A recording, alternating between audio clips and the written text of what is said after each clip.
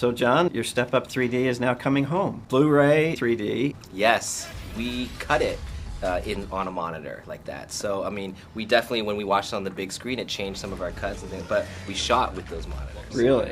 What kind of things do you have to do different for the home presentation?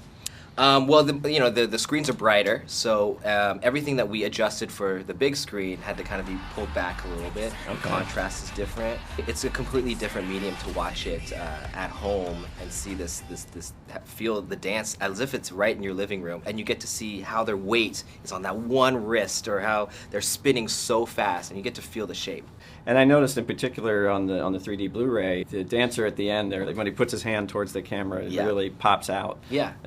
Was that a conscious decision as directing this to make that happen? For sure. I mean, 3D is cool because it's a new set of tools. We're back in film school again, where everyone gets to try new things with it. For us, it fit our energy. It fit something like when we showed the dancers the screens, we flipped the screens on them, gave them 3D glasses, and just said, you can freestyle, just feel it out. And they were kicking out at the screen, they were trying new things, and it just felt right for us. Right. But at the same time, the intimacy of 3D, where it makes you feel like you're in a small space when he grabs her and pulls her into the photo booth, and you can feel the ceiling and the sides, and you can see the audience lean in a little bit. You can see in our movie, when we have the home movies, we added little crop marks on the side that say like the record button, and we just lifted it just a little bit off the screen, and it makes you feel like you're looking through the viewfinder. So those emotional nuances in 3D, I think, are the future of 3D, and we've touched just the surface of what we can do. Is this what attracted you to come back to do a second Step Up movie? Was the 3D, or were you going to do it? This was the thing. This was like, because I experience dance all the time with these dancers, and I get to be in the room with them when they're doing it, and I feel that emotion when they're doing a duet with that girl, and you feel the romance between them, or you feel in a battle the energy of them hating each other on the battlefield in the cipher. That I wanted to communicate that, and because it does help story, and so with 3D. I got a medium to be able to actually try to show that. And in New York City, come on, shooting New York City in 3D, you can't point that camera in the wrong place. Right.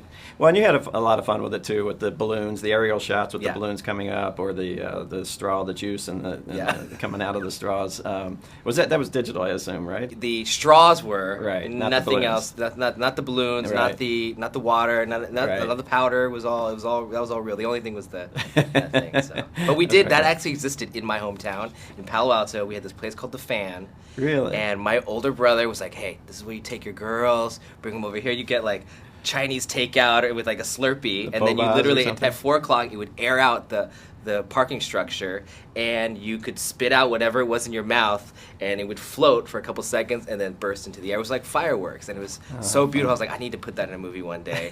And when I realized, oh my gosh, 3D, this is like the perfect place to put it. Absolutely. We were able to get it in there. And you also incorporated a lot of dance styles in this, the ballroom, the tango, and you had the Fred Astaire moment and all that stuff. I mean, was that just your love of the variety of dance? Yeah, I mean, this was about what dance means to every dancer is different. Everyone has a different currency is sort of the idea behind it, and so we wanted to show all different types of dance to sort of to reflect that. Yeah. And the Fred Astaire one, I mean, it's a 2.5-minute oneer.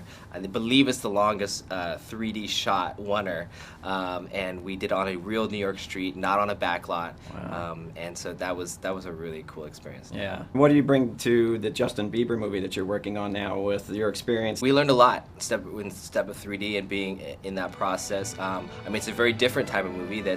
We have 11 cameras of him, 3D cameras shooting in Madison Square Garden. We have literally an army of people backstage. It looks like a robot rebellion, and it's just fun. I mean, music and dance are very similar in the way that the audience gets to feel like they're part of the experience. The top one is one camera, and that's another camera. Well, you can see it.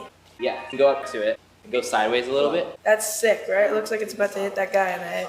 I love the 3D medium, so I think there's a lot more to do. And to be able to bring it home, to be able to sit on your couch and experience that, I can't wait. For people that saw this movie in the theaters, what will they see differently on the Blu-ray? We get a whole bunch of new dance numbers in there, things that we couldn't fit in the movie. You get to see our main character sort of movie in the movie that he makes, and you get to, the best part of it, you get to rewind it and watch it over and over again and learn the dance moves. So I expect to see those in the clubs very soon. Okay, great. Thank you, John. Thank Really you. appreciate it. Thank you. Yeah.